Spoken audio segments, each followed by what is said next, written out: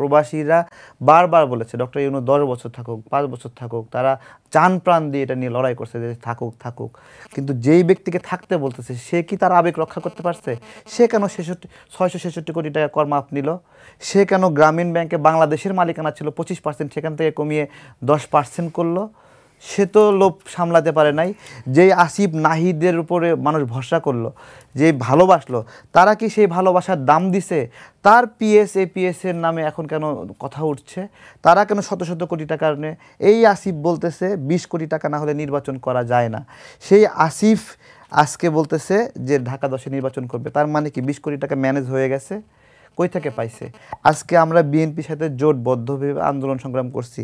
এখন বিএনপির সাথে এনসিপি জোট করলেই আমরা সেটাতে সমর্থন করব? জীবনের সব আয়োজন এখানে একসাথে। চরিত্র বিক্রি করে দিছি নাকি আমরা? এত সহজ? রেড ক্রিসেন্টের মতো জায়গায় উপপরিচালক হয়ে গেছে এই গণঅভ্যুত্থানের পরে, যার মিনিমাম অভিজ্ঞতা ছিল না এই ধরনের চাকরি করার, সে রেড ক্রিসেন্টে গিয়ে উপপরিচালক হয়ে যায়। এবং রেড ক্রিসেন্টের মতো একটা জায়গায় এই মুনতাসির মামুন, এনসিপি, মাহফুজ আলমের ভাই মাহবুব আলম, তারা সবাই মিলে মব সৃষ্টি করলো। একটা আন্তর্জাতিক প্রতিষ্ঠানে তারা দেখিয়ে দিল যে সেইটাও নিরাপদ না এই বাংলাদেশে। গণঅভ্যুত্থানের পর এটা আশা ছিল যে জায়গায় জায়গায় মব সৃষ্টি হবে। আরে ভাই, কেউ যদি আওয়ামী লীগের সঙ্গে গিয়ে ছবি তোলে, আওয়ামী লীগের সরকারের সময়ে সে শোক দিবস পালন করে, তাহলে সে আওয়ামী লীগের দোসর হয়ে যায় নাকি? সরকারি চাকরি করে না, তাকে চাকরি করতে হবে না?